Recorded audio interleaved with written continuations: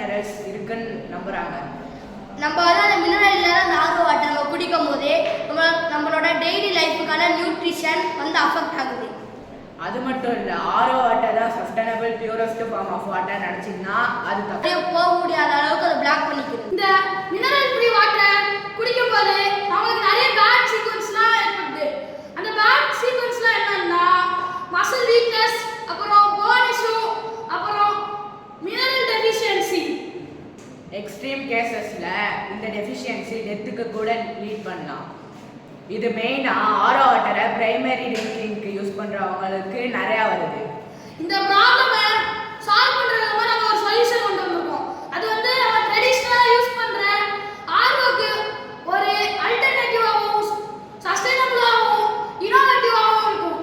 என்னோட ஐடியா வந்து என்னன்னு பார்த்தீங்கன்னா, இப்போ நம்ம குட் மினரல்ஸை ரீட்டைன் பண்ணுறதுக்கும் அதை டிசைன் பண்ணுறதுக்கும் நாங்கள் ஸ்பெஷலான மெம்பரனை யூஸ் பண்ணுறோம். அந்த மெம்பரோட சைஸ் 0.45 நானோமீட்டர் இருக்கும். இந்த 0.45 நானோமீட்டர் எதுக்கு வச்சுருக்கோன்னா, இந்த சைஸில் மெக்னீஷியம், பொட்டாசியம், கால்சியம் இந்த மாதிரி நிறையா குட் மினரல்ஸை இது பாஸ் பண்ண அலோவ் பண்ணுது. அதே நேரத்தில் ஹார்ம்ஃபுல்லான மைக்ரோ ஆர்கானிசம்ஸை இது பிளாக் பண்ணுது. தேங்க்யூ.